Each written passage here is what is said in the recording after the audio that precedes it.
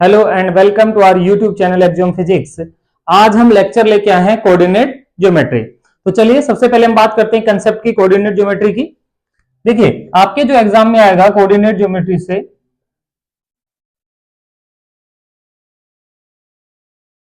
Coordinate geometry के अंदर देखिए इसके डिटेल में हम बात नहीं करेंगे कि जैसे लॉ ऑफ ज्योमेट्री एक बुक रेनियर डिकार्टे ने लिखी थी, उससे हमने कोऑर्डिनेट ज्योमेट्री पढ़ी, ये कभी डिटेल्ड वीडियो में बताएंगे। अभी हम सिर्फ ये बात करते हैं कि कोऑर्डिनेट ज्योमेट्री में हमें पढ़ना क्या है। तो देखिए कोऑर्डिनेट में हम किसी भी पॉइंट की क्या करते हैं, पता करते हैं किसी भी की पोजीशन। तो क्या करेंगे, सबसे पहले सपोज यहां पर एक पॉइंट है तो हमारा एक एक्सिस होता है, इसको बोलते हैं एक्स एक्सिस, और ये क्या होता है वाई एक्सिस, क्योंकि यहां पर जो कोऑर्डिनेट ज्योमेट्री पढ़ रहे हैं वो 2 डायमेंशन में पढ़ रहे हैं, एक्स और वाई के अंदर। ये जो दोनों जहां इंटरसेक्ट करते हैं इसको ओरिजिन बोलते हैं, जिसके कोऑर्डिनेट्स होते हैं 0,0। ऐसे यहां पर नंबर होता है 1 2 3 4 और इधर होगा 1 2 3 4। ये देखिए जरूरी नहीं कि 1 2 3 4 हो, हमें किस चीज को रिप्रेजेंट करना है उसके अकॉर्डिंग हम स्केल को कम और ज्यादा कर सकते हैं। स्केल हम लिखते हैं कि हमें जो एक बॉक्स बना हुआ है ग्राफ के अंदर उसको आप कितने यूनिट के इक्वल पुट कर रहे हैं, ठीक है। तो इसके जो भी कोऑर्डिनेट है, सपोज यहाँ पर 3,3 है, तो देखिए बेटा ये एक्स एक्सिस स्केल होंगे तो यहाँ पहले एक्स का कोऑर्डिनेट लिखा जाएगा और बाद में वाई का। इस एक्स वाले को बोलते हैं एब्सिसा और इसको क्या बोलते हैं ऑर्डिनेट। तो एब्सिसा और क्या हो गया ऑर्डिनेट। ये कोऑर्डिनेट ज्योमेट्री है। आप यहां पर देखेंगे कि ये एक्सिस पॉजिटिव होता है और ये भी पॉजिटिव होता है, तो इसमें चाहे एक्स एक्सिस हो चाहे वाई हो दोनों ही पॉजिटिव आएंगे। या आप इसके अंदर जाते हो कोऑर्डिनेट ज्योमेट्री में तो यहां पर आपका ये जो एक्स डैश है ये नेगेटिव है और ये क्या है पॉजिटिव। अब याद रहे पहले नेगेटिव क्यों लिखा, क्योंकि पहले एक्स एक्सिस को लिखा जाता है और बाद में वाई एक्सिस को ऑलवेज। इसमें एक्स और वाई दोनों नेगेटिव है तो नेगेटिव नेगेटिव, और यहां पर बेटा लास्ट में बचा है पॉजिटिव एंड नेगेटिव। देखो एक्स एक्सिस यहां पर पॉजिटिव है और वाई आपका क्या है नेगेटिव। तो ये कोऑर्डिनेट ज्योमेट्री का एक छोटा सा इंट्रोडक्शन दिया जिसमें एब्सिसा ऑर्डिनेट क्या होते हैं। अब हमारे जो 10th की कोऑर्डिनेट ज्योमेट्री है उसमें हम क्या लिखते हैं, बेसिकली हम क्या करते हैं कि दो पॉइंट के बीच की डिस्टेंस फाइंड आउट करते हैं। इस कोऑर्डिनेट ज्योमेट्री में एक पॉइंट यहां पर है और एक यहां पर बना दो और इन दोनों के बीच में आप क्या फाइंड आउट करो, डिस्टेंस फाइंड आउट करें। तो इस तरीके से काम आती है। दूसरा हम ये कहते हैं कि ये एक्स एक्सिस से कितनी दूर है, वाई से कितना है, तो वो सारे पॉइंट्स के बारे में। तो मेनली जो इसमें फॉर्मूले वो दो हैं, एक डिस्टेंस फॉर्मूला और एक होता है आपका सेक्शन फॉर्मूला। तो चलिए हम देखते हैं आपके कोऑर्डिनेट ज्योमेट्री में सबसे पहले हम बात करेंगे कि दो पॉइंट के बीच में डिस्टेंस कैसे फाइंड आउट करते हैं, ठीक है। तो जब आपका आएगा डिस्टेंस फॉर्मूला। डिस्टेंस फॉर्मूला क्या है कि कोऑर्डिनेट ज्योमेट्री में कहीं पर भी दो पॉइंट है, एक पॉइंट है x1 y1 और एक दूसरा पॉइंट है जिसका कोऑर्डिनेट है x2 y2। देखिए बेटा अब इसका प्रूव करने का टाइम नहीं है हमारे पास, इसका फॉर्मूला आप याद रखिए कि इन दोनों के बीच में जो ये डिस्टेंस है इसको फाइंड आउट करेंगे। ये डिस्टेंस को मैं डी मान लेता हूं, तो डी डिस्टेंस जो आपकी आएगी वो आएगी square root of x2 minus x1 का whole square plus y2 minus y1 का होल स्क्वायर। ये आपका क्या है डिस्टेंस फॉर्मूला। इसी में आ जाता है फ्रॉम ओरिजिन। यदि आपकी डिस्टेंस ओरिजिन से पूछी जाए किसी पॉइंट की, जैसे यहां पर एक पॉइंट आपका और ओरिजिन से यहां पॉइंट है, इस पॉइंट के कोऑर्डिनेट क्या होंगे x,0 और इसके क्या हो जाएंगे ओरिजिन पे हमेशा कोऑर्डिनेट क्या होते हैं 0,0 होते हैं, ठीक है बेटा। तो यहां पर आप इसी फॉर्मूले से करोगे ना तो आपका जो डिस्टेंस फॉर्मूला है वो बन जाएगा x square plus y square. अब बात आती है कि सर ये डिस्टेंस फॉर्मूला हमने पढ़ा, इसमें से किस टाइप के क्वेश्चंस आपके आ सकते हैं। तो देखिए क्या करेगा, जैसे एक स्क्वायर दे देगा, चार कोऑर्डिनेट दे देंगे ए बी सी और डी।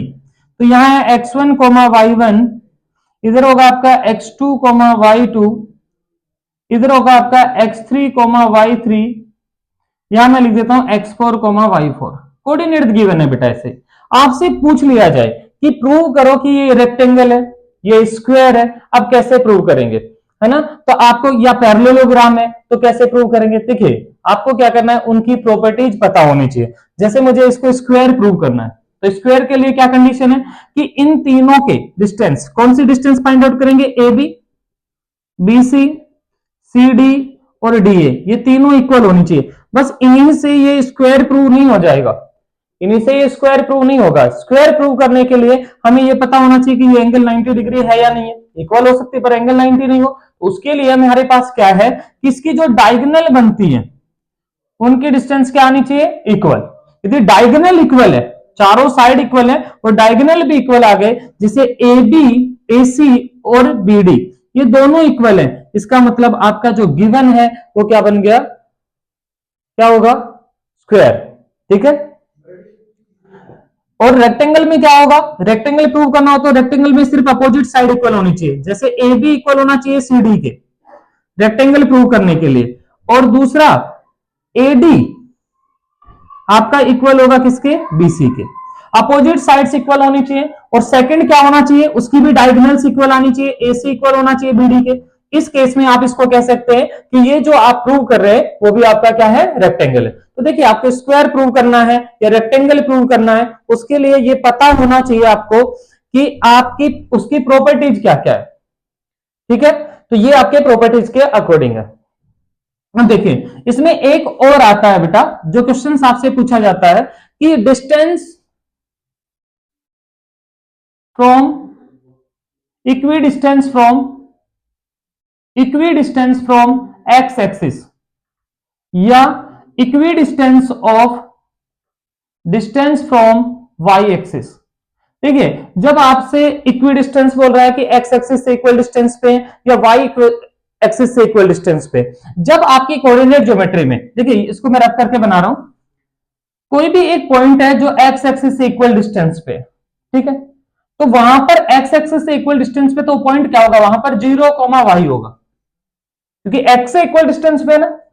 दो पॉइंट है यहां पर, एक ये है x1, y1 और इधर क्या लिखूंगा x2, y2। मैंने बोला कि दो पॉइंट है ए और बी जो इक्वी डिस्टेंस है from x axis, y axis. तो y से इक्वल डिस्टेंस पे, इसका मतलब ये जो जहां पर y एक्सिस को इंटरसेक्ट कर रहा है उसकी कोऑर्डिनेट क्या बनेंगे, 0, y। समझ में आया कि नहीं है। ऐसे ही इक्वी डिस्टेंस है तो इसमें कोऑर्डिनेट क्या बनेगा आपका, 0, y। और जब ऐसे ही equidistance from x axis बोलता है, कहां से बोलेगा, एक्स एक्सिस से, तो उसके क्या बनेंगे, x, 0। ये समझ में आ गया। ये भी एक आपके क्वेश्चन में आ सकता है। ठीक है, नेक्स्ट टाइप का जो क्वेश्चन बेटा आपका बनता है कि आपको डिस्टेंस गिवन होगी, गिवन, और एक कोऑर्डिनेट गिवन होगा x1, y1 और दूसरा होगा x2, y2। इनमें से एक कोऑर्डिनेट आपका मिसिंग होता है, तो डिस्टेंस का formula d = x2 - x1 plus y2 - y1। ठीक है, तो डिस्टेंस आपका d², इसको सोल्व करके कर सकते हैं। और आता है एक पॉइंट, आपको ट्राइंगल प्रूव करना है, राइट एंगल ट्राइंगल, कोई भी ट्राइंगल प्रूव करना है। तो ट्राइंगल में कोऑर्डिनेट किस किस के, ए बी और सी के कोऑर्डिनेट गिवन होंगे, x1, y1 के, x2, y2 और x3, y3। तो जब ऐसे कोऑर्डिनेट्स आपको गिवन हो बेटा और आपसे बोले कि ट्राइंगल कौन सा है आप प्रूव करके बताएं, तो आप सबसे पहले इसमें भी सेम फॉलो करेंगे कि A B distance find out करिए, बीसी करिए और एसी करिए, तीनों डिस्टेंस फाइंड आउट कर लिए। उसके बाद आपको देखना है कि ए बी, बीसी और एसी तीनों डिस्टेंस इक्वल हो गई तो इक्विलेटरल ट्राइंगल हो जाएगा, होगा कि नहीं होगा, तीनों साइड इक्वल है तो इक्विलेटरल ट्राइंगल। यदि आपका ऐसा हो जाए कि एक साइड का स्क्वायर दो साइड के स्क्वायर के सम के इक्वल हो जाए, तो इस केस में ये कैसा होगा, राइट एंगल ट्राइंगल होगा। कैसा होगा, राइट एंगल ट्राइंगल। आगे समझ में, सिर्फ दो साइड इक्वल आ जाए, ए बी = BC हो और AC इक्वल नहीं हो, तो उस केस में क्या होगा, दो साइड इक्वल हो तो उसको क्या बोलते हैं, क्या बोलते हैं, आइसोसेलेस ट्राइंगल। और तीनों इक्वल नहीं तो वो कौन सा ट्राइंगल होगा, स्केलेन ट्राइंगल होगा। तो इस तरीके से तीनों ही केस में आपको क्या करना है, सबसे पहले डिस्टेंस फाइंड आउट करना है। यहीं पर बेटा हमें एक क्वेश्चन और आ जाता है कि डिस्टेंस फॉर्मूले से आपको 3 पॉइंट गिवन है, कोलीनियर प्रूव करना। क्या प्रूव करना, कोलीनियर। कोलीनियर जैसे एक पॉइंट ए है, एक बी है और एक सी है। ठीक है, आपको ए के कोऑर्डिनेट गिवन होंगे, बी के कोऑर्डिनेट गिवन होंगे और सी के भी कोऑर्डिनेट गिवन होंगे।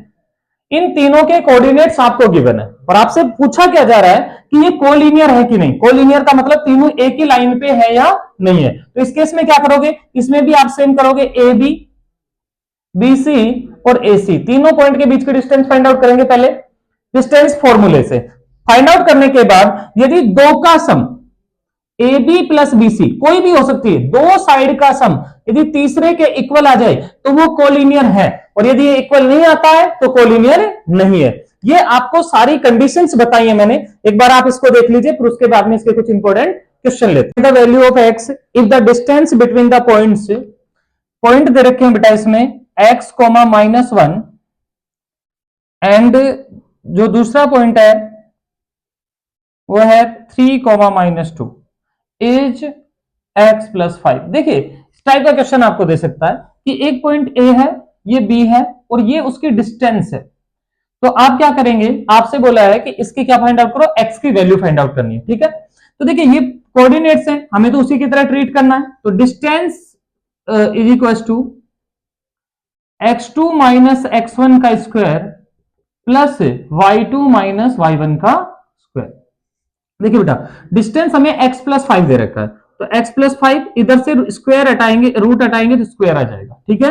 अब आप क्या करेंगे x2 माइनस x1, तो देखिए ये आपका x1 होता है, ये y1, ये आपका क्या होगा x2 और ये क्या होता है y2, तो x2 माइनस x1 करेंगे तो आपके पास आएगा 3 माइनस x का whole square plus y2 minus y1, y2 क्या है आपका -2, विद साइन पुट करेंगे आप हमेशा, और माइनस y1 इसका क्या हो जाएगा स्क्वायर, तो x प्लस 5 का स्क्वायर को ओपन करो, X square plus 10x plus 25 A square plus 2ab plus B square, यहां होगा 3 का स्क्वायर क्या 9 minus 6x plus X square plus, देखो यहां -2 है, ये माइनस माइनस प्लस हो जाएगा तो -1 बचेगा, -1 का स्क्वायर करेंगे तो क्या आएगा 1, ठीक है।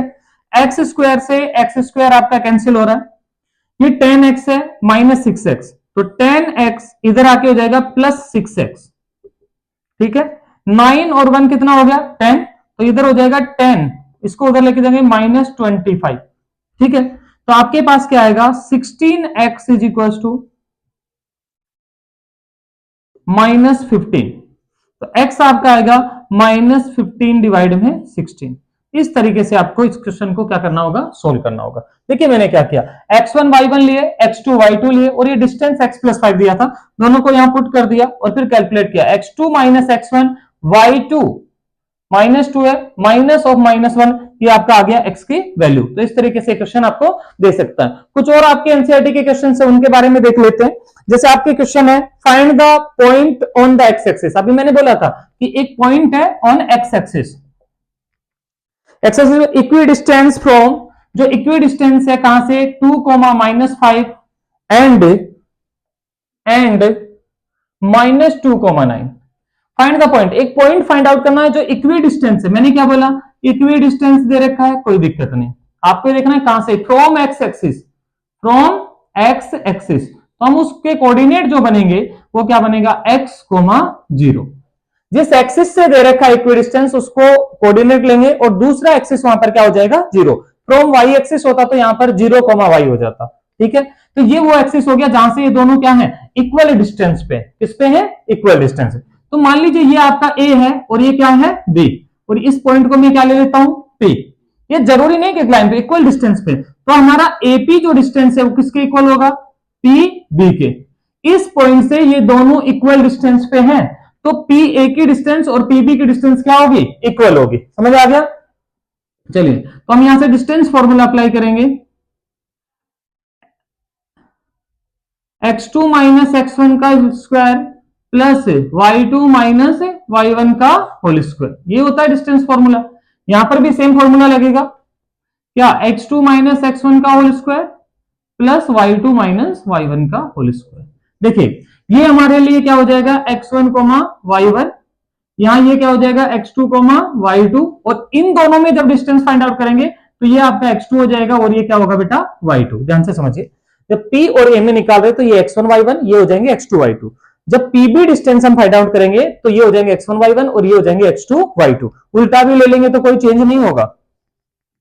वैल्यूज पुट करो, देखो बोथ साइड स्क्वायर कर देंगे तो रूट कैंसिल हो जाएगा, तो हम यहां पर क्या करेंगे x2 minus x1, 2 minus x का square plus y2 minus y1 का -5 माइनस 0 का स्क्वायर इक्वल टू, ये कैंसिल हो गया, x2 माइनस x1। अब देखिए ये x1 y1 है और ये क्या है x2 y2, तो -2 माइनस x का whole square plus y2 minus y1, y2 कितना है 9 माइनस y1 0, और इसका क्या हो जाएगा स्क्वायर। चलिए सोल्व करिए इसको, 2 का square 4 plus X square minus 4x, ठीक है, -5 बचेगा, स्क्वायर करेंगे तो कितना हो जाएगा 25, क्योंकि माइनस का स्क्वायर क्या होता है प्लस होता है। यहां देखिए माइनस तो कॉमन आ जाएगा, इसको भी सोल्व कर देंगे तो क्या बनेगा 4 प्लस एक्स स्क्वायर और प्लस में आएगा बेटा इसका 4x। देखिए कैसे आया, ये माइनस कॉमन लेंगे तो स्क्वायर होके प्लस हो जाएगा, तो a प्लस बी का होल स्क्वायर लगा दिया, प्लस में 9 माइनस 0 9 81 स्क्वायर करेंगे तो, ठीक है। चलिए यहां से आपको दिख रहा है कि सेम साइन है, अपोजिट में है तो कैंसिल हो जाएंगे, 4 यहां पर भी है 4 यहां पर भी, -4x है और ये +4x कैंसिल नहीं होगा, तो -4x + 4x तो -8x हो जाएगा इधर, ये 25 उधर जाएगा तो 81 माइनस 25, तो -81 8x इज इक्वल टू 81 में से आप क्या करोगे 25 को सब्ट्रैक्ट करें, ठीक है, तो कितना आएगा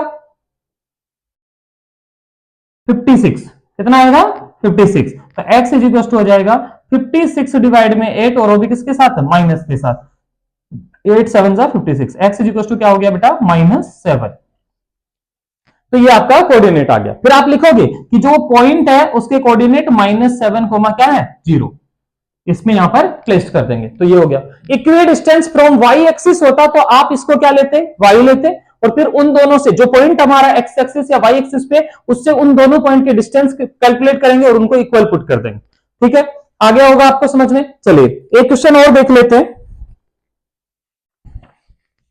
ये क्वेश्चन आपको कह रहा है कि find the value of y की वैल्यू फाइंड आउट करनी है, एनसीईआरटी का ही क्वेश्चन है, ठीक है। मैं आपको एक टाइप बता रहा हूं कि किस टाइप के क्वेश्चंस आते हैं।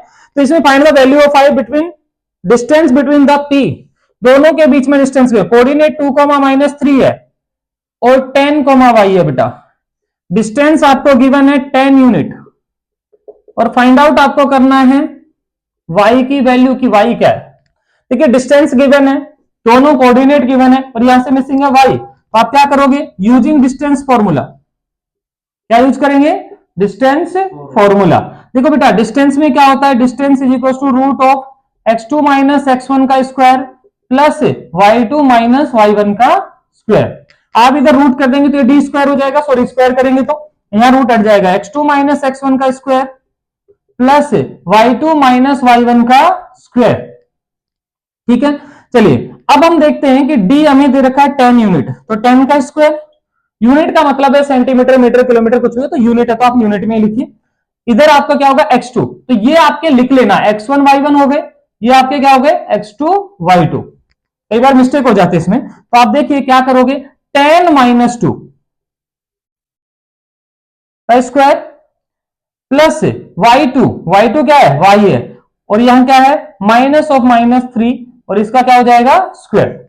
आप यहां से देखते हैं 10 का स्क्वायर 100 होगा, 10 माइनस 8 का square plus y minus minus plus हो जाएगा तो 3 का स्क्वायर, ठीक है। 100 इक्वल टू क्या होगा 8 8 64 होता है बेटा, ठीक है। तो 64 प्लस में y प्लस 3 का स्क्वायर। अब आप क्या करेंगे इसका होल स्क्वायर ओपन करने लगेंगे, यदि आप होल स्क्वायर करोगे तो एक क्वाड्रेटिक इक्वेशन बनेगी, ज्यादा बड़ा हो जाएगा। मैंने क्या किया इधर इसको 64 को लेके आया, कितना बचेगा 64 माइनस करने के बाद 36, और यहां क्या है बेटा y प्लस 3 का स्क्वायर। तो यदि मैं स्क्वायर को इधर ले जाऊं तो रूट हो जाएगा कि नहीं हो जाएगा, तो ये कितना हो जाएगा 6, और यहां क्या जाएगा y प्लस 3। एक चीज याद रखना, ये y प्लस में भी आएगा और किस में आएगा माइनस, रूट करते तो प्लस माइनस दोनों में आता है। तो देखिए y प्लस 3 is equal two plus minus 6, तो y इज इक्वल टू एक बार प्लस 6 लेके करते हैं तो -3, तो y आपका क्या आ जाएगा 3, y प्लस 3 इज इक्वल टू आप एक बार -6 लीजिए, तो -6 लेंगे तो आपका आएगा -9। बताओ ये बात समझ में आई कि नहीं आई। तो एक तो क्या आ गया y की वैल्यू -3 -9 और एक क्या आ गया 3। बताओ क्लियर हुआ कि नहीं हुआ। तो ये आप क्या कर सकते हैं इस तरीके से करते हैं सेक्शन फॉर्मूला के। देखिए सेक्शन फॉर्मूला क्या है कि कोई दो पॉइंट आपको कोऑर्डिनेट सिस्टम में गिवन है, सपोज एक पॉइंट आपके पास x1, y1 और दूसरा पॉइंट यहां पर है x2, y2। इसको बीच में कहीं पर भी डिवाइड किया जा रहा है एक्स रेशियो में। आप बुक में m और n लिखा हुआ है, मैं चाहता हूं कि आप m1 और m2 इसका रेशियो लिखें। ठीक है, तो जिस पॉइंट पे ये सेक्शन हो रहा है, डिवाइड हो रहा है, वहां पर भी एक कोऑर्डिनेट होंगे जिनको हम लिखेंगे x, y। तो ये हमारा बन गया कि सेक्शन फॉर्मूला। अब इसको कैलकुलेट कैसे करते हैं, तो देखिए इसकी भी एक डेरिवेशन है, वो अभी हमने कैलकुलेट नहीं करेंगे। क्वेश्चन दो बनते हैं, या तो आपको रेशियो गिवन होगा और ये दोनों कोऑर्डिनेट, तो ये दोनों तो गिवन है जिनके बीच में सेक्शन है, इस सेक्शन पॉइंट के कोऑर्डिनेट पूछेगा, है ना, find the coordinates of the section point. तो उसमें तो एक्स और वाई फाइंड आउट करना है। कई बार क्या करता है कि आपको ये दोनों पॉइंट गिवन है सेक्शन के और आपसे रेशियो पूछ लिया जाता है। थर्ड क्या कर सकता है कि रेशियो और कोऑर्डिनेट और ये गिवन होगा, एक यहां से किसी का मिसिंग कर देगा। ये तीन ही टाइप के क्वेश्चन बेसिकली बना सकता है ना, कुछ कोई वो अलग अलग प्रॉपर्टीज के लिए बनाएगा। तो सेक्शन फॉर्मूला एक्स एक्सिस के लिए, एक्स कोऑर्डिनेट के लिए होता है। बेटा यहाँ 2:1 को ध्यान रखना, देखो क्या बोल रहा हूं मैं 2:1 कि m1 रेशियो, तो उसके साथ क्या आएगा x2 प्लस m2, तो इसके साथ क्या आएगा x1, 2:1 हर जगह, डिवाइड में m1 प्लस m2। ठीक है, y कोऑर्डिनेट आप फाइंड आउट करेंगे तो आपका आएगा m1 y2 plus m2 y1 upon में m1 प्लस m2। तो हम यहां पर क्या करेंगे, 2:1 का रेशियो फाइंड आउट करेंगे। ठीक है, 2:1 ध्यान रखें, इसीलिए मैंने इसको m और n नहीं लिख के क्या लिखा है, m1 और m2। कि आप रेशियो m1 लिख रहे हैं तो coordinate x2, m1 x2 plus m2 x1 upon में m1 प्लस m2। ठीक है, तो दोनों कोऑर्डिनेट जब आप लिखोगे तो वो क्या बन रहा है, m1 x2 plus m2 x1 upon में m1 प्लस m2।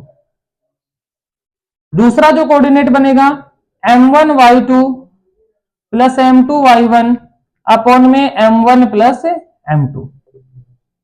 ये आपके दूसरा कोऑर्डिनेट बन गया। तो ये दोनों कोऑर्डिनेट उस सेक्शन फॉर्मूले के आ जाएंगे जो आपको फाइंड आउट करना है। ठीक है, यदि ये सेक्शन जो पॉइंट है वो मिड पॉइंट हो, तो देखो मिड पॉइंट में जो m1:m2 है, ये दोनों क्या हो जाएंगे, 1:1 होंगे। मिड का मतलब क्या है कि दोनों साइड से इक्वल डिस्टेंस है, मतलब रेशियो आपका 1:1 होगा। जैसे ही आप यहां पर 1:1 पुट करेंगे तो डिवाइड में 1 + 1 2 हो जाएगा, यहां पर भी 1 प्लस, और ये ऐसे कैसे रह जाएंगे। तो x के कोऑर्डिनेट बनेंगे x1 + x2 डिवाइड में 2, और y के कोऑर्डिनेट बनेंगे y1 + y2 डिवाइड में 2। आप इन दोनों कैसे लिख सकते हैं, x + x2 y1 + y2 divide में 2। ये मिड पॉइंट के लिए। आगे ये दोनों चीजें समझ में ठीक है। तीसरा जो क्वेश्चन, थर्ड पॉइंट जो आता है इसमें, वो कई बार बोल देता है बेटा ट्राई सेक्शन, या 5 पार्ट में डिवाइड करता है। तो वहां डिवाइड करके आपको रेशियो देता नहीं, हमें फाइंड आउट करना होता है। तो देखिए पहले ट्राई सेक्शन को समझें कि एक लाइन हमारे पास सेगमेंट, इसको वो 3 सेक्शन में इक्वल में डिवाइड कर रहा है। तो मैंने 2 कट लगाए, 3 में डिवाइड हो गया। मान लीजिए ये ए बी लाइन सेगमेंट था, इसको 3 रेशियो में डिवाइड कर दिया, ये पॉइंट पी हो गया और ये क्या हो गया क्यू। तो अब आपको देखना होगा कि इसको रेशियो क्या बनेगा। तो आप देखिए इधर 1 है और इसके इधर कितना है 2, तो इसका रेशियो जो आप लिखेंगे वो कितना होगा 1:2। जब यहां क्यू पे आप देखने जाओगे तो इधर डबल है और इधर क्या है 1 है, तो 2:1 होगा। ठीक है, तो रेशियो अलग अलग आएंगे। अब कोऑर्डिनेट फिर डिस्टेंस फॉर्मूला लगा के हम कैलकुलेट कर सकते हैं। ऐसे ही सपोज 5 सेक्शन में कन्वर्ट कर रहे हैं, तो 5 के लिए 1 2 3 और 4 कट लगेंगे बेटा, तो 5 हो गए, 1 2 3 4 5। अब इसके कोऑर्डिनेट लिखने हैं, तो क्या करोगे, इधर 1 है, इधर कितने बच गए 1 2 3 4, तो इसका होगा 1:4 और इसका होगा 4:1। कई बार आप एक गलती और करते हैं, ए बी लिख रहा हूं यहां पर, इसके मान लो कोऑर्डिनेट x1, y1 है और इसके कोऑर्डिनेट x2, क्या है y2 है। आप क्या करते हैं, जैसे ये 1 4 है 4 1 है, तो इनका उल्टा करके लिख देंगे। नहीं, आप इसके लिए जब कोऑर्डिनेट फाइंड आउट करेंगे तो अलग से m1 1 होगा और m2 4 होगा। जब इसके लिए कैलकुलेट करोगे तो m1 आपका 4 होगा और m2 क्या होगा 1 होगा। इनके आंसर अलग अलग आएंगे। हाँ, x1 y1 और x2 y2 सेम ही रहने वाले। ठीक है, आप इसका देखोगे रेशियो, तो देखिए यहां पर 2 आ गए, इधर कितने हैं 2 और इधर कितने हैं 3, तो रेशियो क्या बनेगा बेटा 2:3।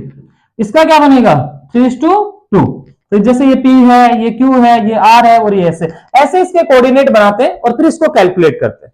तो ये समझ में आ गया कि ट्राई सेक्शन वगैरह आपको देता है तो उसमें क्या करेंगे। तीसरा क्वेश्चन कई बार क्या करता है कि जैसे आपको एक स्क्वायर दे देगा और इसके कोऑर्डिनेट गिवन होंगे x1, y1, x2, y2 x3 coma y3 और x4 कोमा y4।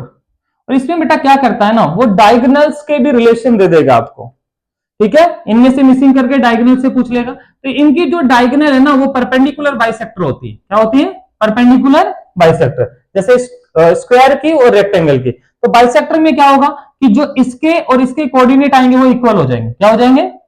मान लो इसके coordinate x dash comma y dash निकाला और इसका एक्स डैश डबल डैश और वाई डबल डैश, तो ये एक्स डैश किसके इक्वल होगा? एक्स डबल डैश के। वाई डैश किसके इक्वल होगा? वाई डबल डैश के। एक एग्जांपल के लिए अभी क्वेश्चन भी लेंगे इसके, ये आपको समझ में आ गया होगा सेक्शन फॉर्मूला में M12 का आप ध्यान रखें। दूसरा ट्राई सेक्शन कैसे बोलता है, तो ट्राई सेक्शन का मतलब है तीन कट नहीं, तीन पार्ट में डिवाइड करना है। थ्री पार्ट्स में डिवाइड करने के लिए हमें कितनी जगह कट करना पड़ेगा? टू। टू में थ्री हो जाएंगे कि नहीं हो जाएंगे? अभी देखो मेरा हाथ, इसको दो जगह कट करना है तो बीच में से एक कट लगाओ, दो हो जाएंगे कि नहीं हो जाएंगे? तीन करने हैं तो कितने कट लगाएंगे? दो लगाएंगे। समझ में आ गया कि नहीं आ गया? तो ये है आपके लिए। अब इसके बाद में इसमें देखते हैं कि सेंट्रोइड कैसे बनता है, इन सेंटर और एक्स सेंटर क्या होता है और ऑर्थो सेंटर क्या है, इनके बारे में और थोड़ा सा पूछ लिया जाता है, कोऑर्डिनेट्स के बारे में। तो चलिए एक बार बता देता हूं। देखिए हमारा जो ट्राइंगल होता है ना बेटा, ट्राइंगल में क्या करते हैं, एक तो मीडियम बनती है, एक परपेंडिकुलर बाइसेक्टर होते हैं। देखिए एक ये ट्राइंगल है, इस ट्राइंगल में मैंने यहां से मीडियम ड्रॉ की, इसको बाइसेक्ट करेगी।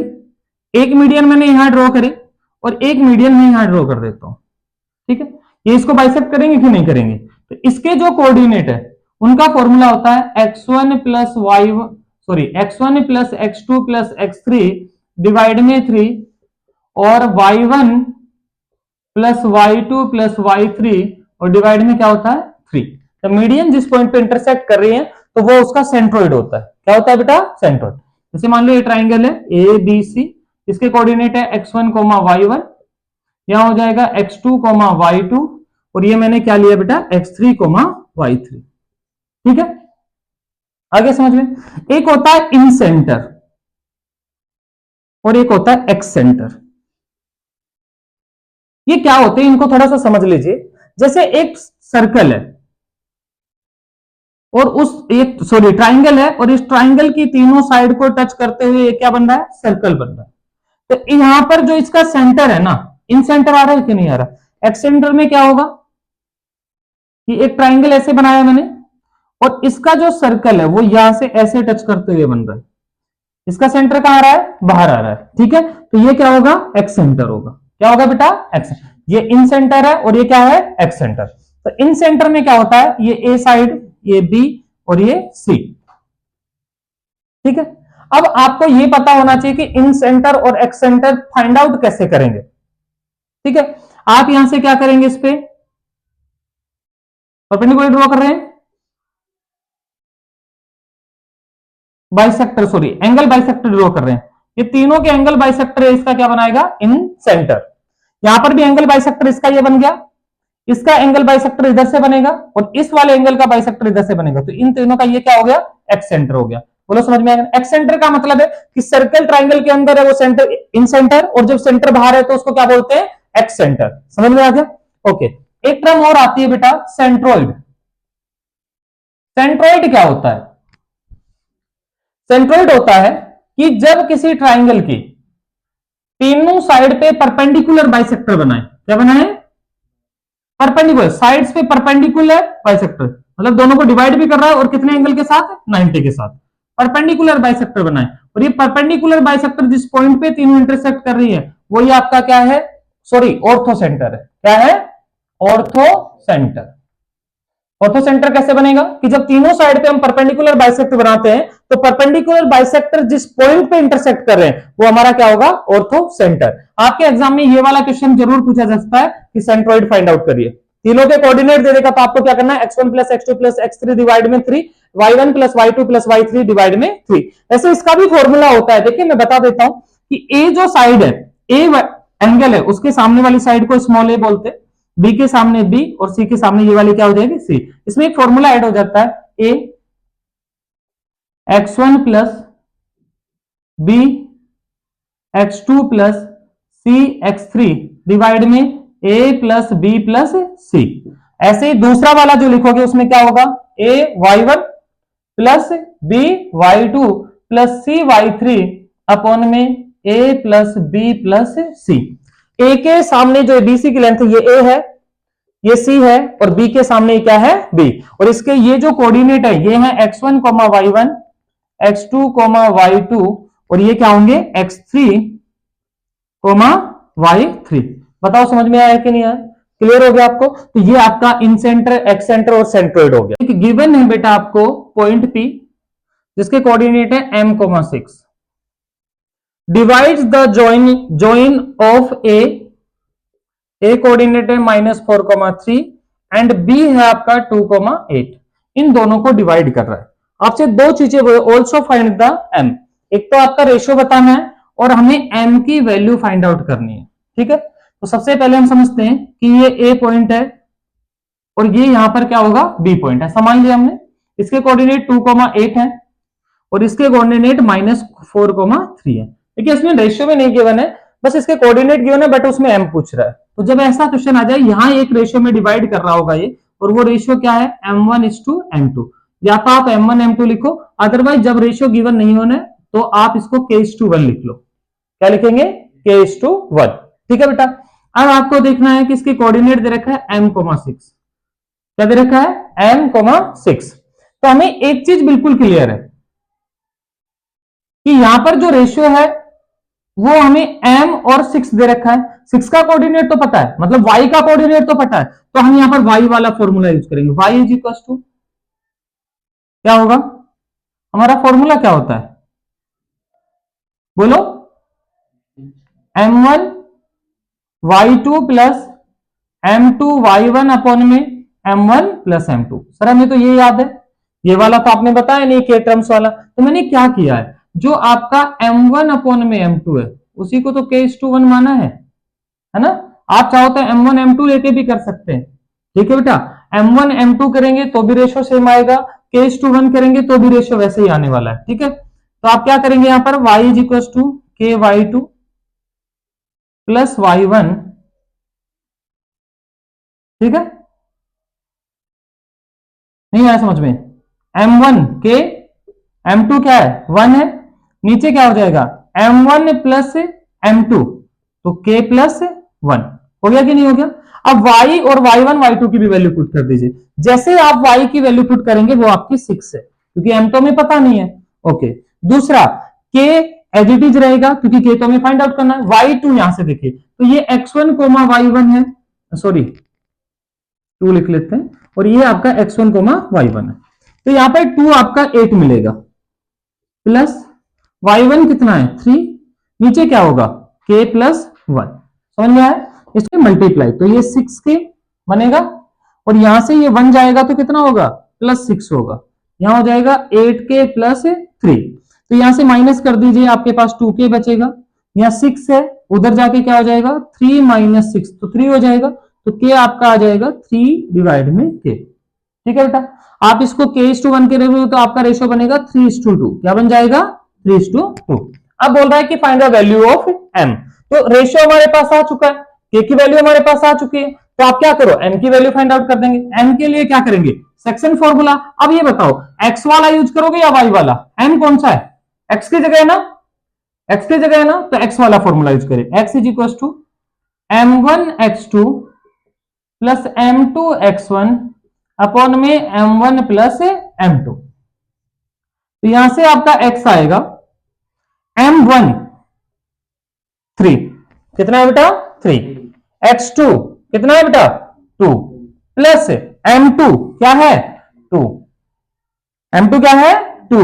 अच्छा x1 कितना है बेटा -4, डिवाइड में क्या हो जाएगा m1 प्लस m2 3 प्लस 2, तो x आपका आएगा 6 -8 डिवाइड में 5, तो x आपका आएगा -2/5।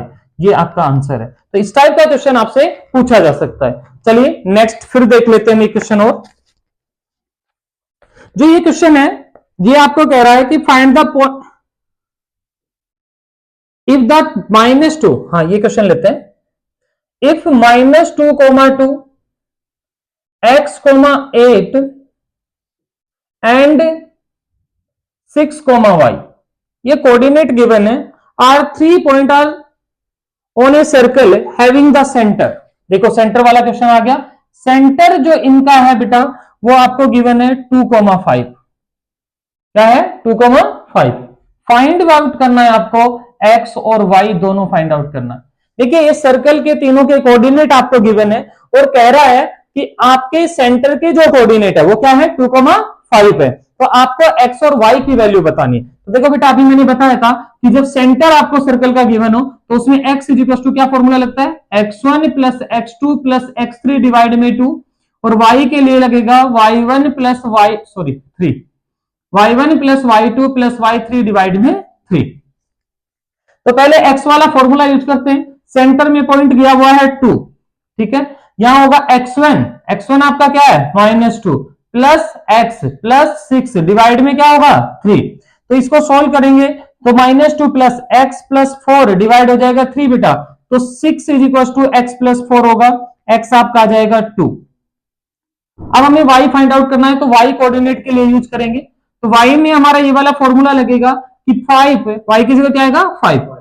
अब देखो आपको क्या होगा y1 आपका क्या है 2, y2 क्या है 8 प्लस y डिवाइड में कितना है बेटा 3, 3 5 जा 15 is equal to 10 plus y, तो y आपका कितना आ जाएगा 5। ये आपका x और y की वैल्यू आ गई। तो जैसे ही सर्कल का सेंटर गिवन हो और तीनों कोऑर्डिनेट गिवन हो, सॉरी ट्राइंगल के सेंटर गिवन हो और तीनों कोऑर्डिनेट गिवन हो, तो x1 plus x2 plus x3 divide में 3, y1 plus y2 plus y3 divide में क्या यूज करेंगे 3 यूज करेंगे। देखिए जो लॉन्ग क्वेश्चन है बोर्ड पे उनको लिखने में बहुत टाइम लगेगा, इसलिए मैंने उनको सोल्व नहीं किया। तो आपको समझा दिया है कि आप पैरेललोग्राम के कैसे कैलकुलेट करोगे, रेक्टेंगल के कैसे कैलकुलेट करोगे। मैंने आपको बताया कि जैसे ट्राइंगल है उसके चारों वर्टेक्स आपको गिवन है और कोऑर्डिनेट में से वैल्यू पूछी। चलिए एक उसका भी क्वेश्चन ले लेता हूं मैं, छोटा सा देखते हैं। तो इसका एक क्वेश्चन है, इन्हें पैरेललोग्राम उसके कोऑर्डिनेट्स आपको गिवन है -3, -1 a, b 3, 3 एंड 4, 3। कह रहा है कि 4 vertices of the parallelogram taken in order, find the value of a b. Find the value of a into b की वैल्यू पूछ रहा है बेटा आपसे। क्या है पैरेललोग्राम। अब देखिए पैरेललोग्राम आप बनाएंगे तो ऐसे बना लेंगे, बनाएंगे। देखो पैरेललोग्राम हो, रेक्टेंगल हो, स्क्वायर हो, इन दोनों के जो डायगोनल होते हैं ना बेटा, स्क्वायर के, पैरेललोग्राम के, रोम्बस के और रेक्टेंगल के, ये जो पॉइंट है ये इक्वल रेशियो में डिवाइड करते हैं। किसमें करते हैं, बाइसेक्ट करती है, एक दूसरे को क्या करती है बाइसेक्ट। और ये जो डायगोनल बनी है ये एक दूसरे को क्या करती है बाइसेक्ट करती। सपोज ये हमारा ए कोऑर्डिनेट है -3, 1, ये बी है a, b, ये सी है आपका बेटा कितना 3, 3, और ये डी पॉइंट है 4, 3। तो आप क्या करेंगे, इन दोनों का मिड पॉइंट फाइंड आउट करेंगे। किसका, AC का mid point, mid point of AC। तो AC का मिड पॉइंट क्या होगा बेटा, x1 प्लस x2 डिवाइड में 2। हाँ बेटा, तो हम क्या कह रहे थे कि mid point of AC, A और C का मिड पॉइंट निकालेंगे तो x1 प्लस x2 डिवाइड में 2, और यहां क्या होगा y1 प्लस y2 डिवाइड में 2। देखिए इसके कोऑर्डिनेट निकालने के लिए ये हमारा x1 y1 रहेगा, ये आपका क्या हो जाएगा x2 y2, ठीक है। तो आप यहां से क्या करेंगे 3x1 -3 प्लस 3 डिवाइड में 2, y1 -1 प्लस 3 डिवाइड में 2।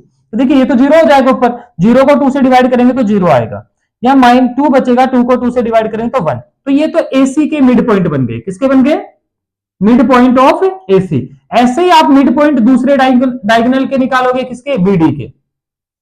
जब आप BD के मिड पॉइंट कैलकुलेट करेंगे तो होगा x1, y1 sorry x1 plus x2 divide में 2 और y1 प्लस y2 डिवाइड में 2। जब इन दोनों के मिड पॉइंट आप कैलकुलेट करेंगे तो आपका यहां पर जो निकल के आएगा BD के जो मिड पॉइंट है 4 प्लस a डिवाइड में 2, 3 प्लस b डिवाइड में 2। यहां तक तो आप कर लेंगे। अब मैं आपको क्या बता रहा हूं, अभी मैंने वैसे भी समझाया था कि इससे जो मिड पॉइंट से ये पॉइंट मिला है और ये है, ये दोनों क्या होते हैं? इक्वल होते हैं। क्या होते हैं?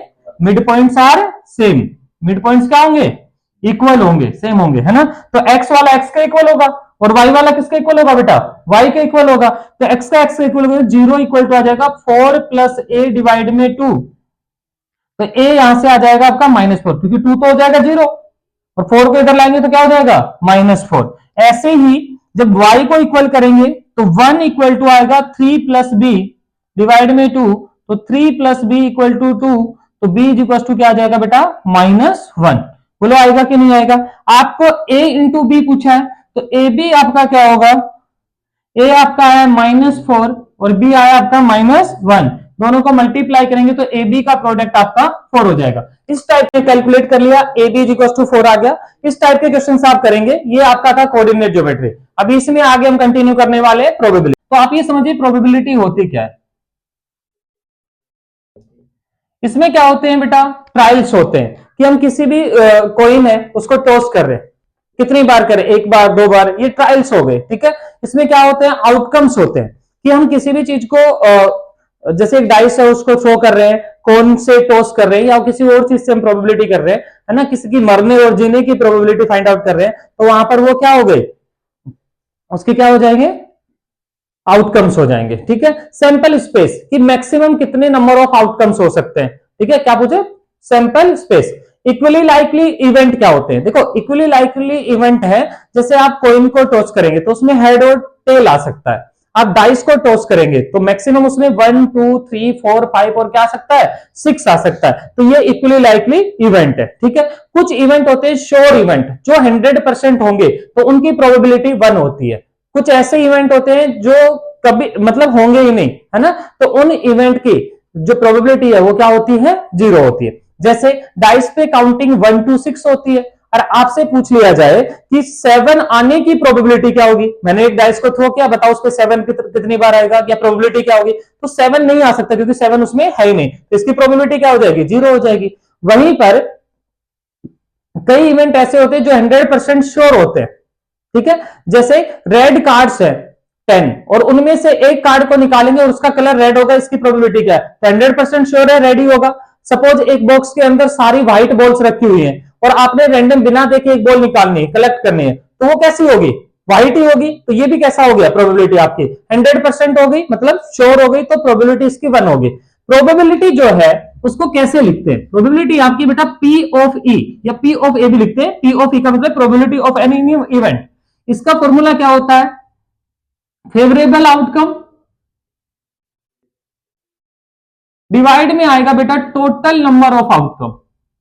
टोटल नंबर ऑफ आउटकम, ठीक है। तो ये आपके प्रोबेबिलिटी का एक बेसिक फॉर्मूला है। जो प्रोबेबिलिटी है आपके, ये 1 और 0 के बीच में वेरी करती है।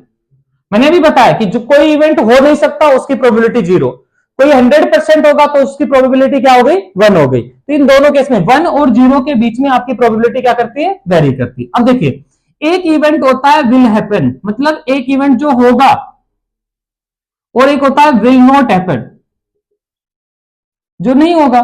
तो देखो, होने की प्रोबेबिलिटी को P ऑफ E से लिखेंगे, जो नहीं हो सकता उसको P ऑफ E के ऊपर बार का साइन लगा देंगे बेटा। यह है कि वो इवेंट नहीं हो सकता।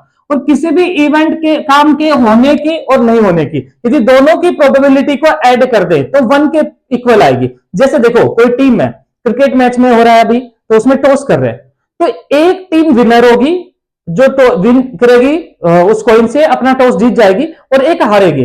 दोनों की प्रोबेबिलिटी 50-50% होती है। एक क्वेश्चन भी पूछा जाता है कि टॉस कॉइन से क्यों करते हैं, डाइस से क्यों नहीं कर सकते? क्योंकि इसमें जो दोनों टीम की जो इक्वली लाइकली प्रोबेबिलिटी है या दोनों का जो रेशियो है वो 50-50 है। 50% क्या है? ए टीम के और 50 क्या है? B team. तो दोनों में इक्वल आ रहा है, ठीक है, इसलिए हम टॉस कॉइन से करते हैं। तो किसी भी इवेंट के होने की प्रोबेबिलिटी और किसी इवेंट के नहीं होने की प्रोबेबिलिटी का जो सम है वो कितना होता है? 1 होता है, ठीक है। अब एक छोटा सा क्वेश्चन जो सब्ट्रैक्ट करना नहीं आता उसके लिए क्वेश्चन ये है कि एक इवेंट के होने की प्रोबेबिलिटी 0.009 है, तो find out the probability of will not happen, वो इवेंट नहीं होगा उसकी प्रोबेबिलिटी बताइए। तो हम क्या करते हैं? किसी इवेंट के होने की प्रोबेबिलिटी प्लस किसी इवेंट के नहीं होने की प्रोबेबिलिटी इसका सम क्या है 1 होता है। ठीक है, तो आप यहां से करेंगे कि इवेंट के नहीं होने की प्रोबेबिलिटी फाइंड आउट करनी, तो 1 माइनस होने की प्रोबेबिलिटी, तो यहां से 1 माइनस 0.009, ये कैलकुलेशन देखो कैसे करेंगे बेटा, सब्ट्रैक्ट देखो 1 में से माइनस कर देते तो गलत होता है। आप यहां पर देखो डेसिमल के बाद कितनी जीरो है उतनी जीरो लगा लीजिए यहां पर, और आप कैरी करके करेंगे तो यहां 10 1 आ जाएगा 9 पॉइंट, तो ये आपकी प्रोबेबिलिटी है उस इवेंट के नहीं होने की। तो ये तो पहली चीज आ गई कि इवेंट में प्रोबेबिलिटी मैक्सिमम क्या हो सकती है, मिनिमम क्या हो सकती है, 0 और 1 की। कोई इवेंट श्योर है तो उसकी प्रोबेबिलिटी 1 होगी, कोई इवेंट जो नहीं होगा उसकी प्रोबेबिलिटी क्या होगी 0 होती है। प्रोबेबिलिटी कभी भी 1 से ज्यादा नहीं हो सकती, प्रोबेबिलिटी कभी भी नेगेटिव नहीं होती है। आ गया समझ में? चलिए अब बात आती है कि इसमें प्रोबेबिलिटी में किस टाइप के क्वेश्चंस पूछे जाते हैं। तो बेटा देखिए, एक तो आपके बॉल्स का क्वेश्चन पूछा जाता है। बॉल में क्या है कि 7 रेड बॉल है, 3 ब्लैक बॉल है एक बॉक्स में, और 5 क्या है ग्रीन बॉल है। आपसे बोलेगा कि एक बॉक्स में तीनों बॉल रखी हुई है, आपको एक रैंडमली चूज किया आपने, और उसमें से रेड बॉल होने की प्रोबेबिलिटी क्या है। तो देखो फेवर में आउटकम क्या है, आप उसमें से ऐसे डालो तो 7 बॉल आपके फेवर में, कि 7 में से यदि कोई हाथ में आ गई तो वो रेड होगी, बट टोटल कितनी है 7 + 3 + 5 कितना हो गया 15। तो आप यहां लिखेंगे कि जो प्रोबेबिलिटी है इस इवेंट में वो 7 हमारे फेवर में है, फेवरेबल आउटकम, और टोटल आउटकम कितने हैं 15। बट ये यहां पर कहे कि विल नॉट रेड बॉल, मतलब रेड बॉल आप गेट नहीं करोगे, इसकी प्रोबेबिलिटी क्या है। तो रेड बॉल होने की प्रोबेबिलिटी 7/15, तो नहीं होने की प्रोबेबिलिटी फॉर्मूले से यूज करेंगे 1 माइनस होने की प्रोबेबिलिटी, तो 1 माइनस 7/15, तो 15 माइनस 7 डिवाइड में 15 तो कितना होगा बेटा 8 डिवाइड में 15। वैसे आप ये भी कर सकते हो सर रेड नहीं होने की प्रोबेबिलिटी क्या है, रेड के अलावा इन 8 में से कोई हाथ में आई होगी, बट आप ऐसे करोगे तो पढ़े लिखे लगोगे थोड़े, है ना, कि हाँ आपको आता है कि आपने पूरा मेथड यूज किया है कि होने की प्रोबेबिलिटी रेड बॉल होने की प्रोबेबिलिटी ये है, तो नहीं होने की प्रोबेबिलिटी क्या होगी। ठीक है, ऐसे ही देखो बल्ब के बारे में भी एक क्वेश्चन है, और बल्ब में क्या करता है, जैसे मैं एक एग्जांपल लूं कि 25 बल्ब सही बल्ब है, ठीक है, और डिफेक्टिव बल्ब है आपके, डिफेक्टिव 5 बल्ब है, ये एक बॉक्स में रखे हुए हैं। आप शॉपकीपर से बल्ब परचेज करने गए, शॉपकीपर ने आपको जो बल्ब दिया वो डिफेक्टिव था, क्या था बेटा डिफेक्टिव, तो उसकी प्रोबेबिलिटी क्या होगी 5/30, मतलब इसको कैंसिल करोगे तो 1/6, यही होगा ना। अब उसने क्या किया, उस डिफेक्टिव बल्ब को साइड में रख दिया बेटा, ठीक है, उस बॉक्स के अंदर मिक्स नहीं किया। अब बोलेगा कि दोबारा उसको एक बल्ब निकाल के दिया, उसके बल्ब की सही होने की प्रोबेबिलिटी क्या है, क्या बताना है। आपसे बोला गया कि जो डिफेक्टिव बल्ब था उसने उसको साइड में रख दिया, और अब वो पूछ रहा है कि एक सही बल्ब होने की प्रोबेबिलिटी क्या होगी जो सेकंड टाइम उसे दे रहा है। तो देखो ऐड नहीं किया तो यहां एक बल्ब कम हो गया कि नहीं हो गया, तो जो टोटल नंबर ऑफ आउटकम है ये थोड़ा सा ध्यान रखना पड़ेगा कि टोटल नंबर ऑफ आउटकम उसमें ऐड नहीं कर रहा तो कम हो जाएगा, वो 29 हो जाएगा 30 की जगह। अब करेक्ट बल्ब की पूछ रहा है, सही बल्ब की प्रोबेबिलिटी पूछ रहा है, तो 25 डिवाइड में क्या जाएगा बेटा 29। ये समझ में आ गया। तो जब ऐड नहीं करता तो इस तरीके से इसका जो टोटल नंबर ऑफ आउटकम है वो चेंज हो जाता है। तो ये बॉल वाले क्वेश्चन आपसे पूछे जा सकते हैं। और क्या पूछा जाता है बेटा, एक जो वो खेलते हैं गेम जिसमें काउंटिंग होती है कहां से कहां तक, 1 से लेके 108 तक, इसमें ऐसे एरो बना हुआ होता है ना, जाते हैं ना, कई बार क्रूज वगैरह पे हम सट्टा लगाने जाते हैं तो सट्टे वाले ऐसे काम करते हैं, ठीक है, तो क्या करेगा इसको घुमाएगा, घुमा के बोलेगा बोलो ये किस पे आएगा, 1 नंबर पे 2 नंबर पे, तो वहां पर हम क्या करते हैं कि 3 नंबर आएगा, तो वो 3 नंबर आने की प्रोबेबिलिटी क्या है, 10 की आने की प्रोबेबिलिटी क्या है, तो उसमें से बहुत सारे क्वेश्चन बना देता है। तो इसमें से मैक्सिमम क्या क्या क्वेश्चन बनते हैं, देखो टोटल नंबर ऑफ आउटकम तो 108 हो गए, बट हमें ये देखना कि क्या क्या क्वेश्चन पूछा बेटा। कई बार पूछ लेता है कि 1 डिजिट नंबर आने की प्रोबेबिलिटी, 1 डिजिट क्या है 1 से लेके 9 तक है, तो कितने नंबर है 9। एक पूछ लेता है 2 डिजिट नंबर आने की प्रोबेबिलिटी, तो हमें ये पता होना चाहिए 2 डिजिट शुरू कहां से हो रहा है 10 से, और खत्म कहां पर हो रहा है बेटा 99 पे, तो टोटल 2 डिजिट नंबर कितने हो गए 90, होगा कि नहीं। तो 90 अपन में क्या हो जाएगा 108, या 9 अपन में क्या होगा 108। वो कहते हैं कि 3 डिजिट नंबर आने की प्रोबेबिलिटी क्या होगी, तो 3 डिजिट शुरू होती है 100 से और खत्म कहां पे होती है 108 पे, तो टोटल कितने हो गए 9 डिवाइड में 108, कैंसिल हो रहा है तो आप कर देंगे इसको। बताइए समझ में आया कि नहीं है। इसके अलावा ये क्वेश्चन और पूछ लिया जाता है कि परफेक्ट स्क्वायर नंबर का बताओ प्रोबेबिलिटी, किसका परफेक्ट स्क्वायर नंबर। तो परफेक्ट स्क्वायर में एक तो ये 1 है, उसके बाद क्या होगा 4, 4 के बाद बेटा क्या आएगा 9, 9 के बाद 16, 16 के बाद 25, 25 के बाद क्या आता है 36, 49 और क्या होगा बोलो, अरे 7 का 8 का क्या होता है 64, 9 का क्या होता है 81 और 100, क्या इसके बाद कोई आएगा नहीं। तो 1 से लेके 10 तक का स्क्वायर पॉसिबल है इसमें। अब आप वैसे चेक करना चाहते हैं, मैंने सारे लिख के दिखा दे, तो आपको ये देखना है कि पहला 1 से शुरू हो रहा है, अब लास्ट में नंबर देखेंगे 10 का स्क्वायर 100 होता है, तो 100 के बाद 11 का स्क्वायर 121 हो, 121 इसमें है नहीं, तो 1 से लेके 10 तक के सभी नंबर का स्क्वायर यहाँ पर क्या है परफेक्ट स्क्वायर पॉसिबल है। तो टोटल कितने नंबर हो गए, कितने हो गए 10 हो गए। 10 डिवाइड में क्या, डिवाइड में क्या हो जाएगा बेटा 108। तो ये आपकी प्रोबेबिलिटी इस तरीके से पूछा जा सकता है। तो हम बात करते हैं कॉइन की। कॉइन में क्या होता है, एक सिंगल कॉइन है तो उसमें या तो हेड आएगा या टेल आएगा, है ना। नंबर ऑफ कॉइन के अकॉर्डिंग बता रहा हूं, नंबर ऑफ कॉइन। तो एक कॉइन में टोटल नंबर ऑफ आउटकम कितने होते हैं, नंबर ऑफ आउटकम कितने होते हैं 2, ठीक है। जब कॉइन 2 हो जाए, कॉइन कितने हैं बेटा 2 कॉइन आपके पास, उस केस में क्या क्या बन सकता है, देखो आप जंप करवाओगे तो दोनों का हेड आ सकता है, ये दोनों में क्या आ सकता है टेल, या ऐसा हो पहले में हेड और दूसरे में क्या आ जाए टेल, या पहले में टेल और दूसरे में क्या आ जाए हेड, इसके अलावा कोई पॉसिबिलिटी नहीं। तो इसमें जो टोटल नंबर ऑफ आउटकम्स होते हैं बेटा आपके वो कितने आते हैं 4। कॉइन आपके 3 हो तो क्या होगा, कॉइन 3 के अंदर क्या होता है कि एक तीनों में हेड आ जाए और तीनों में टेल। देखिए इसकी प्रोबेबिलिटी बनाने का तरीका ये देखिए, जिसको हम बोलते हैं कि सैंपल स्पेस कैसे बनेगा। आप क्या करो पहले थ्रू एच फिर यहां पर भी देखिए मैंने ऐसे किया, दोनों का हेड और दोनों का टेल, फिर रिप्लेस किया। या 3 है तो तीनों में भी ऐसे बना सकते हो आप, कैसे बनाएंगे, यहाँ थ्रू तीनों में हेड आ जाएगा तीनों में टेल, फिर आप क्या करो एक हेड को किससे रिप्लेस कर दो बेटा टेल से, और 2 टेल और एक किससे रिप्लेस कर दिया हेड से। अब इसको शिफ्ट करते जाओ अपनी पोजीशन से, तो टोटल आउटकम्स आपके जितने बनेंगे वो बन जाएंगे H T H T H T, एक बार टी इधर और आएगा टी एच एच और क्या बनेगा एच टी टी। ये टोटल कितने हो गए बेटा 8 आउटकम्स हो गए, कितने आउटकम्स हो गए 8। तो 3 कॉइन को एक साथ करेंगे तो कितने आएंगे 8 आएंगे। अब देखिए मैं बताता हूं, एक ट्रिक होती है कि टोटल नंबर ऑफ आउटकम किसमें कॉइन में, किसमें बेटा इन कॉइन, कॉइन के अंदर देखोगे तो एक फॉर्मूला होता है 2 की पावर n, n यहां पर है नंबर ऑफ कॉइन्स, क्या है नंबर ऑफ कॉइन्स, करके देख लो या 2 की पावर 1 बन रहा है कि नहीं बन रहा, या 2 कॉइन थे तो 2 की पावर 2 बना कि नहीं बना, या 3 कॉइन है तो 2 की पावर 3 कितना होता है बेटा 8, क्या सही है कि नहीं है। ऐसे 4 कॉइन होंगे तो कितना हो जाएगा 16, कितना हो जाएगा 16। तो ये फॉर्मूला आप याद कर सकते हैं, कई बार आपसे पूछ लिया जाता है।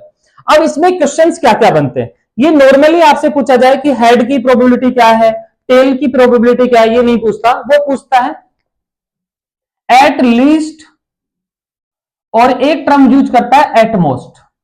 देखिए मैं इसमें ऐसे ही याद करता हूं, एट लीस्ट का मतलब क्या है कि कम से कम उतना होना चाहिए, कम से कम, और इसमें एटमोस्ट में क्या है ज्यादा से ज्यादा, कि उससे ज्यादा नहीं, जो बोला उससे ज्यादा नहीं।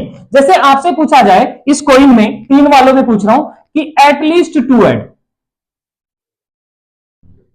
गेटिंग एटलीस्ट 2 हेड की प्रोबेबिलिटी बताओ। तो एटलीस्ट 2 हेड का मतलब है कि कम से कम उसमें 2 हेड तो दिखने चाहिए, यहां पर एक भी नहीं है, ये काउंट नहीं होगा, यहां एक है काउंट नहीं करेंगे, एक है काउंट नहीं करेंगे, एक है इसको भी काउंट नहीं करेंगे, यहां 2 है काउंट होगा, 2 है काउंट होगा, 2 है काउंट होगा, 3 है तो भी काउंट होगा, 2 से कम वाले काउंट रहेंगे, 2 या 2 से ज्यादा वाले सारे आउटकम्स उसमें कंसिडर होंगे। तो 4 हो गया बेटा, तो 4 अपॉन में क्या हो गया 8, 1/2। यहीं पर यदि एटलीस्ट 3 होता तो 3 के लिए एक ही है ना, एक ही है 3 वाला, तो क्या हो जाएगा 1/8। एट मोस्ट 2 हेड होता तो एट मोस्ट 2 हेड। अब देखिए इसको ध्यान से समझना, एट मोस्ट 2 हेड में क्या है कि ज्यादा से ज्यादा कितने हेड हो सकते हैं 2, 2 से कम होगा चलेगा, 1 होगा काउंट करेंगे, बिल्कुल भी हेड नहीं है उसको भी काउंट करेंगे, पर 2 से ज्यादा हेड नहीं होने चाहिए। तो 2 से हेड ज्यादा इसमें 3 वाले में ये काउंट नहीं होगा, 1 2 3 4 5 6 ये तो काउंट कर लेते, इसको करें कि नहीं करेंगे बिल्कुल, एट मोस्ट में 0 वाला काउंट होता है, एटमोस्ट में 0 वाला काउंट, बस एटमोस्ट में जो नंबर बोला उससे ज्यादा वाला काउंट नहीं होता, उससे कम वाला और उसमें बिल्कुल भी ना हो वो भी काउंट होगा। ठीक है, तो कितना हो जाएगा बेटा 7 डिवाइड में 8, ये इसकी प्रोबेबिलिटी होगी। समझ आया कि नहीं आया? चलिए, तो अब हम बताता हूं मैं आपको डाइस में भी ऐसे ही कि डाइस को कैसे करेंगे। आपके डाइस के ऊपर 1 2 3 4 5 और कितने हैं 6, तो टोटल आउटकम कितने हैं बेटा? आउटकम आपके क्या होंगे 6 होंगे। अब यहां क्वेश्चन क्या क्या पूछा जाता है? Prime number, getting the probability of prime number. Prime number क्या क्या है? 2 3 एंड 5। ठीक है, इवन नंबर की प्रोबेबिलिटी, इवन नंबर क्या है 2 4 6। ओड नंबर की प्रोबेबिलिटी क्या है 1 3 5। ठीक है, आ जाए और पूछ ले परफेक्ट स्क्वायर पूछना चाहे तो परफेक्ट स्क्वायर किसका है 1 और 4, कितने नंबर हो गए बेटा 2, तो 2/6 हो जाएगा। गेटिंग 1 की प्रोबेबिलिटी क्या होगी 1/6। गेटिंग 5 प्रोबेबिलिटी क्या होगी 1/6। 5/6 नहीं होगी बेटे, यहां पर ये नंबर है, वो कह रहा है कि 5 आने की प्रोबेबिलिटी क्या है, तो 5 एक बार ही तो है, तो 1 अपॉन में क्या आएगा बेटा 6 आएगा। समझ आया कि नहीं आया? जब ये डाइस दो हों, 2 डाइस, जब 2 डाइस होती हैं बेटा, तो उसमें जो प्रोबेबिलिटी बनती है कि कितनी बार आएगा, यहां मैं ऐसे बनाता हूं 1 2 3 4 5 और 6, 1 2 3 4 5 एंड 6। आएगा कि नहीं आएगा? जब यहां देखोगे तो ये 1,1 आएगा, या 1,2 1,3 1,4 1,5 और 1, बेटा 6, ये आपकी बुक में बना हुआ है, आप वहां से देख लीजिए 2,1 2,2 2,3 2,4 2,5 2,6। ऐसे 3 वाले में देखें 3 के साथ 1 आ सकता है, 2 आएगा, 3 भी आएगा, 4 भी आएगा, 5 भी आ सकता है और 6 भी। 4 1 4 2 4 3 4 4 4 5 एंड 4 6। 5 वाले में 5 1 5 2 5 3 5 4 5 5 और 5 क्या आएगा 6। बेटे यहां क्या आएगा 6 1 6 2 6 3 6 4 6 5 एंड 6 6। देखो बेटा टोटल आउटकम कितने हो गए, आप देखेंगे 36 हो रहे। इसका भी एक फॉर्मूला है कि जो डाइस हो ना, डाइस के अंदर जो टोटल नंबर ऑफ आउटकम्स होते हैं, नंबर ऑफ आउटकम्स, इसका फॉर्मूला होता है 6 की पावर n, और यहां n होता है नंबर ऑफ डाइस। देखो 6 की पावर 1 6, एक है तो, 2 है तो कितना होगा बेटा 36, 3 है तो 2 1 6। ठीक है, ये क्वेश्चन पूछा हुआ भी है कि 3 डाइस है, उनको स्क्रॉल किया तो टोटल नंबर ऑफ आउटकम क्या होंगे, कितने होंगे 2 1 6। अब इस डाइस वाले क्वेश्चन में क्या क्या पूछा जाता है बेटा, देखो इसे यहां कॉम्बिनेशन दिख रहा है, इन दोनों को ऐड करो सम 2 आएगा, इन दोनों को देखो तो सम 3 आ रहा है, इनको देखोगे तो सम कितना आ रहा है 4, इसको देखोगे तो सम कितना आ रहा है बेटा 5। ये 5 1 वाली टेबल को ऐसे करोगे तो कितना आएगा 6। इसको मैं इधर लिख रहा हूं थोड़ा सा, यहां कितना बन गया बेटा 7। 7 के बाद में इनको काउंट करोगे तो कितना आएगा 8, इनको काउंट करोगे तो कितना आएगा 9, इनको सम करोगे तो 10 बनेगा कि नहीं बनेगा, और इन दोनों का करोगे तो 11 और इसका कितना 12। बस इससे ज्यादा कुछ नहीं है, आपसे कई बार पूछ लिया जाता है। देखिए क्वेश्चन क्या क्या बनेंगे बेटा, ध्यान से सुनिए कि getting the same number on the dice. Same number कब आ रहा है, जब 1 1 है, 2 2 है, 3 3 है, 4 4 है, 5 5 है, 6 टाइम्स हो सकता है, तो 6 अपॉन में 36 होगा। Getting the some is more than 3, 3 से क्या हो सम ज्यादा, तो 3 यहां पर हो रहा है, तो 1 2 3 को हटा दो, बाकी 36 में से 33 ऐसे हैं जिनका सम 3 से ज्यादा होता है। समझ में आ गया? मोर देन 7 बोल देते बेटा, तो 7 का सम यहां पर हो रहा है, तो इनको हटा दीजिए, ये बच गया 1 2 3 4 5 6 7 8 9 10 11 12 13 14 15, तो 15 अपॉन में क्या हो जाएगा 36। गेटिंग द 6,6, 6 6 आना चाहिए, 6 6 कितना है 1, तो 1 अपॉन में 36। गेटिंग एटलीस्ट 1 5, गेटिंग एटलीस्ट 1 5, तो 5 वाली टेबल को पकड़ो, 1 2 3 4 5 6, 1 2 3 4 और 5, 5 और 6 कितना हो गया 11, 11 ऐसे हैं जिनमें क्या आ रहा है 5 आ रहा है, तो 11 अपॉन में क्या आ जाएगा 36। समझ में आ गया? ये आपको डाइस का जो आप खेलते रहते हो। तो कार्ड्स में क्या है, टोटल नंबर ऑफ कार्ड होते हैं 52, और मैंने इसको ऐसे ही बनाया। इस 52 के अंदर चार चीजें होती हैं। एक तो बेटा वो कार्ड होते हैं जिनको इक्का बोलते हैं, एस, ये चार होते हैं, ठीक है। एक क्या होती है, क्वीन होती है, और ये कितनी होती है, 4। किंग होता है, कितने होते हैं, 4। और जैक होते हैं बेटा, ये भी कितने होते हैं, 4, ठीक है। इन 52 कार्ड को कलर के बेसिस पे दो में डिवाइड किया, 26 और 26। इसमें से ये ब्लैक होते हैं और ये क्या होते हैं, रेड। अब ये भी 26 में देखो कितने एस बच गए, 2। क्वीन कितनी, 2। किंग आपके कितने रह गए, 2। और 2 क्या हो गए आपके, जैक, है ना, गुलाम जिसे बोलते हैं। यहां पर भी सेम रहेगा, एस 2 ब्लैक कलर के, ठीक है। किंग भी कितने हैं, 2। क्वीन कितनी है बेटा, 2, किसने कलर की, ब्लैक। और 2 क्या है, जैक।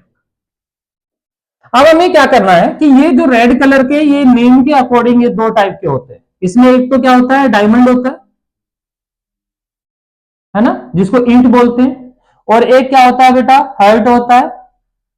रेड कलर के होते हैं, दिल भी और ईंट भी दोनों रेड कलर के, तो ऐसे याद रख लेंगे हम। इसमें क्या है, टोटल 13 कार्ड रह जाते हैं। कितने रह जाते हैं, 13। और ये भी कितने हैं, 13। इसमें एक एस होता है, एक क्या होता है, किंग होता है, एक क्या होती है बेटा, क्वीन, और एक क्या होता है, जैक। हर पेयर में सेम मिलेगा। और बाकी सब में 2 से लेके 10 तक क्या होती है, काउंटिंग होती है। क्या होती है, काउंटिंग। यहां पर भी सेम ये रिपीटेशन होगा। इधर देखिए, ब्लैक कलर में भी दो आते हैं बेटा, ठीक है। एक तो क्लब आता है और एक क्या होता है, स्प्रेड होती है, चिड़ी, और ये हुकुम, ठीक है बेटा। तो इसमें भी आपका एक एस होता है, एक क्या होगा, किंग होगा, एक क्या होती है बेटा, क्वीन होती है, और एक क्या होगी आपके पास, जैक होगा, ठीक है। यहां पर भी सेम प्रोसेस को फॉलो करते हैं। तो ये आपके कार्ड्स का डिस्ट्रीब्यूशन है। अब आप इसमें क्या करेंगे, जैसे वो बोल दे कि फाइंड द 52 कार्ड्स है, उनको सफल किया और उनमें गेटिंग द रेड क्वीन। तो आपको रेड में कितनी क्वीन है, 2, तो 2 अपॉन में 52 होगा। गेटिंग ब्लैक क्वीन, तो ब्लैक कितनी है, 2 है, तो कितना होगा बेटा, 2 अपॉन में 52। गेटिंग क्वीन, ब्लैक और रेड नहीं बोला, क्वीन आने की प्रोबेबिलिटी 52 कार्ड्स में 4 अपॉन में 52। समझ में आ गया।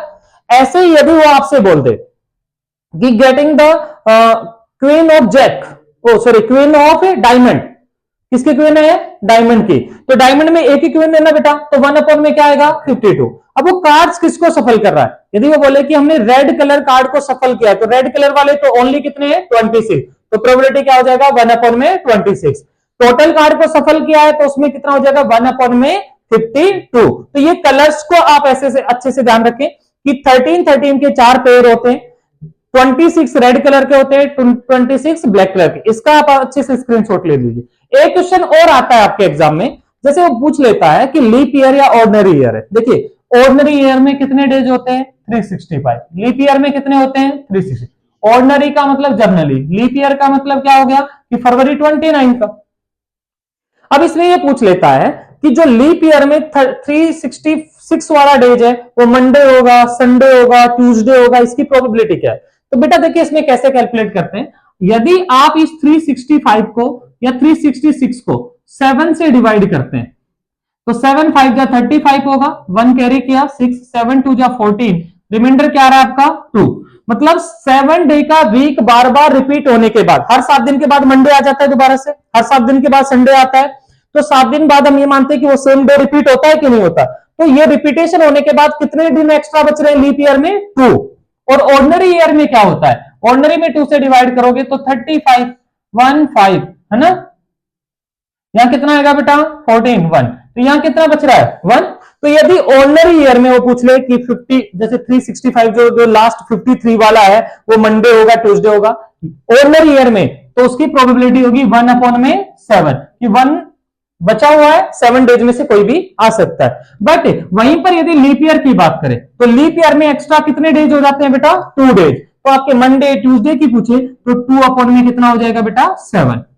कई बार वो क्या करता है कि इस 2 डेज में एक दिन का नहीं पूछ के 2 डेज की बात कर लेता है। 2 डेज मींस मंडे और ट्यूसडे, क्योंकि 2 एक्स्ट्रा डे है ना लीप ईयर में। ट्यूसडे का पेयर क्या होगा, या 2 डेज जो एक्स्ट्रा डेज हैं वो संडे और मंडे होगा, मंडे और ट्यूसडे होगा, ट्यूसडे और वेडनेसडे होगा। तो इसकी प्रोबेबिलिटी मैं आपको श्योर कर देता हूं 1/7 होती है, क्योंकि ये 11th में इसको डिटेल से पढ़ा जाता है। अभी आप इतना याद रखिए कि ये लीप ईयर है और पेयर ऑफ डेज के बारे में बात कर रहा है लीप ईयर में, कि जैसे 2 एक्स्ट्रा डेज है उसमें मंडे ट्यूसडे होगा, संडे मंडे होगा, वेडनेसडे थर्सडे होगा या सैटरडे संडे होगा। इसका पेयर के बारे में बात करें तो उसकी प्रोबेबिलिटी क्या आएगी 1/7।